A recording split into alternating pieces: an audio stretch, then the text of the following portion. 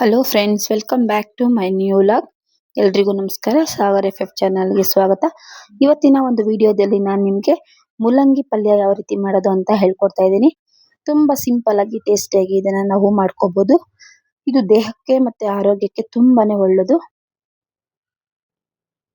ಹಾಗಾದ್ರೆ ಬನ್ನಿ, time waste ಮಾಡದೆ ಯಾವ ರೀತಿ ಮಾಡ್ತಾರೆ, ಅದಕ್ಕೆಲ್ಲ ಏನೇನೆಲ್ಲ ಹಾಕ್ತಾರೆ ಅಂತ ನೋಡೋಣ. ನಾನು ಇಲ್ಲಿ ಮೂಲಂಗಿ ಪಲ್ಯ ಮಾಡೋದಕ್ಕೆ ಇಲ್ಲಿ 3 ಮೂಲಂಗಿಯನ್ನು ತಗೊಂಡಿದ್ದೀನಿ. ಸುಮಾರು ಅರ್ಧ ಕೆಜಿ ಆಗುವಷ್ಟು. ಇದನ್ನ ನಾವು ಚೆನ್ನಾಗಿ ವಾಶ್ ಮಾಡಿ ತುರಿದು ಇಟ್ಕೋಬೇಕು. ನೋಡಿ, ನಾನು ಈ ರೀತಿ ತುರಿದು ಇಟ್ಕೊಂಡಿದ್ದೀನಿ. ಮತ್ತೆ ಒಗ್ಗರಣೆಗೆ ಈರುಳ್ಳಿ, ಹಸಿಮೆಣಸಿನಕಾಯಿ ಒಂದು 5-6 ಕಟ್ ಮಾಡಿ ಇಟ್ಕೊಂಡಿದ್ದೀನಿ, ಕರಿಬೇವು, ಮತ್ತೆ ಕಡಲೆಬೇಳೆ, ಗರಂ ಮಸಾಲ, ಕೊತ್ತಂಬರಿ ಸೊಪ್ಪು, ಉಪ್ಪು, ಬೆಳ್ಳುಳ್ಳಿ ಜಜ್ಜಿಟ್ಕೊಂಡಿದ್ದೀನಿ, ಕೊಬ್ಬರಿ ತುರಿ, ಜೀರಿಗೆ ಮತ್ತೆ ಸಾಸಿವೆ. ಈಗ ಬನ್ನಿ ಯಾವ ರೀತಿ ಮಾಡೋದಂತ ನೋಡೋಣ. ಸ್ಟವ್ ಮೇಲೆ ಬಾಣಲಿ ಇಟ್ಟು ಅದಕ್ಕೆ 2.5 ಸ್ಪೂನ್ ಅಷ್ಟು ಎಣ್ಣೆಯನ್ನ ಹಾಕೊಳ್ತಾ ಇದ್ದೀನಿ. ಎಣ್ಣೆ ಕಾದ ನಂತರ ನಾವು ಅದಕ್ಕೆ ಸಾಸಿವೆಯನ್ನ ಹಾಕೊಳ್ಳೋಣ. ಮತ್ತೆ 1 ಟೀ ಸ್ಪೂನ್ ಅಷ್ಟು ಜೀರಿಗೆಯನ್ನು ಸಹ ಆಡ್ ಮಾಡೋಣ. ಮತ್ತೆ ಕಡಲೆಬೇಳೆ 2 ಟೇಬಲ್ ಸ್ಪೂನ್ ಅಷ್ಟು ಹಾಕೊಳ್ತಾ ಇದ್ದೀನಿ. ಈ ಕಡಲೆಬೇಳೆ ಹಾಕೋದ್ರಿಂದ ಪಲ್ಯ ತುಂಬಾನೇ ಟೇಸ್ಟಿ ಆಗಿರುತ್ತೆ. ಇದನ್ನ ನಾವು 2 ನಿಮಿಷ ಲೋ ಫ್ಲೇಮ್ ಅಲ್ಲೇ ಫ್ರೈ ಮಾಡ್ಕೋಬೇಕು ಫ್ರೆಂಡ್ಸ್.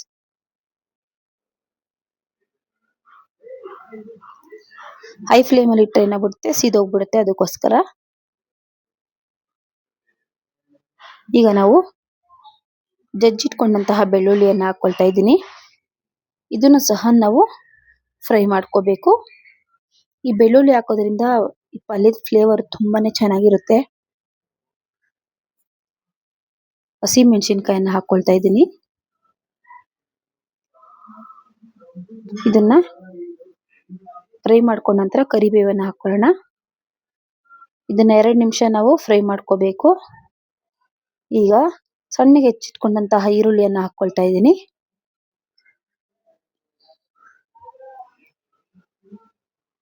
ಇದನ್ನ ನಾವು ಹಸಿ ವಾಸನೆ ಹೋಗೋವರೆಗೂ ಫ್ರೈ ಮಾಡ್ಕೋಬೇಕು. ಇದು ಕೆಂಪು ಬಣ್ಣ ಬರೋವರೆಗೂ ನಾವು ಫ್ರೈ ಮಾಡ್ಕೋಬೇಕಾಗುತ್ತೆ ಈರುಳ್ಳಿನ. ನೋಡಿ, ಚೆನ್ನಾಗಿ ಈರುಳ್ಳಿ ಫ್ರೈ ಆಗಿದೆ. ಈಗ ನಾವು ಇದಕ್ಕೆ ತುರಿದಿಟ್ಕೊಂಡಂತಹ ಮೂಲಂಗಿಯನ್ನ ಹಾಕೊಳ್ಳೋಣ.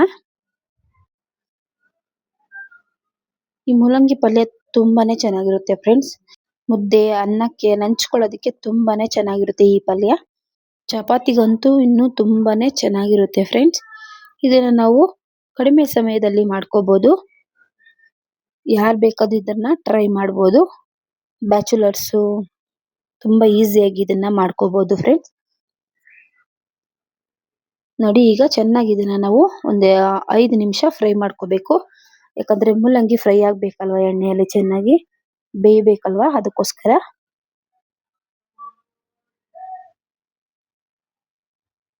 ಈಗ ಇದಕ್ಕೆ ನಾನು ರುಚಿಗೆ ತಕ್ಕಷ್ಟು ಉಪ್ಪನ್ನು ಹಾಕೊಳ್ತಾ ಇದ್ದೀನಿ. ಮೂಲಂಗಿಯಲ್ಲಿ ಆಲ್ರೆಡಿ ಉಪ್ಪು ಇರುತ್ತೆ.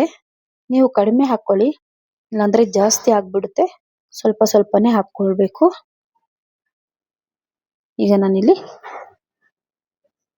1 ಟೀ ಸ್ಪೂನ್ ಅಷ್ಟು ಗರಂ ಮಸಾಲವನ್ನು ಹಾಕೊಳ್ತಾ ಇದ್ದೀನಿ.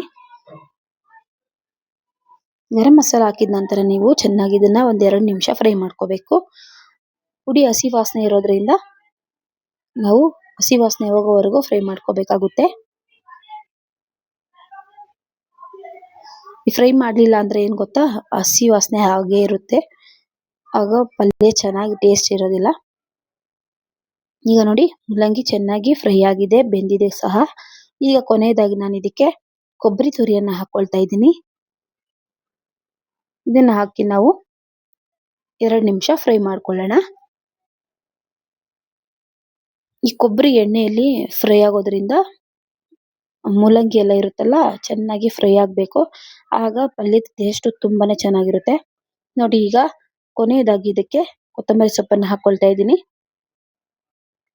ಯಾವುದೇ ಒಂದು ಅಡಿಗೆಗೆ ನಾವು ಕೊನೆಯದಾಗಿ ಕೊತ್ತಂಬರಿ ಸೊಪ್ಪನ್ನು ಹಾಕಂದ್ರೆ ಆ ಅಡಿಗೆ ತುಂಬಾನೇ ಚೆನ್ನಾಗಿರುತ್ತೆ, ತುಂಬಾನೇ ರುಚಿಯಾಗೂ ಇರುತ್ತೆ ಸಹ.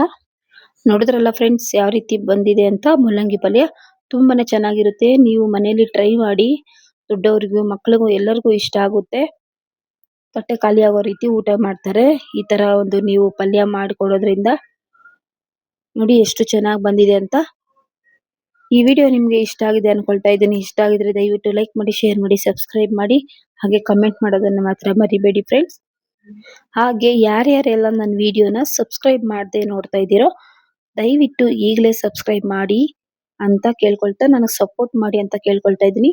ಸೊ ಇವತ್ತಿಗೆ ಈ ವಿಡಿಯೋನ ನಾನು ಇಲ್ಲಿಗೆ ಎಂಡ್ ಮಾಡ್ತಾ ಇದ್ದೀನಿ ಫ್ರೆಂಡ್ಸ್. Thank you.